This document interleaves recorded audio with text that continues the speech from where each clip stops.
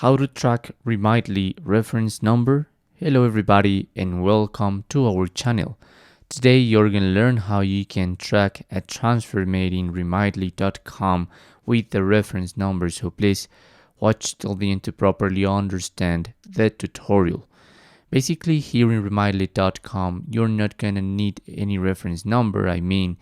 There in your account there is a transfer history where you can track your transfers. So you just have to go into this upper menu into transfer history. You're gonna have also different options here, all transfer, in progress and delivered. You just have to click in progress. By now I don't have any transfer in progress, but there you are gonna be able to check the status of your transfer. And that's how you can do it. In your mobile, it's the same process. Perhaps if you go into your web browser, or in your mobile, you must click three horizontal lines and there you're gonna be able to check the transfer history. But that's the same. That's how you can do it. Thanks for watching.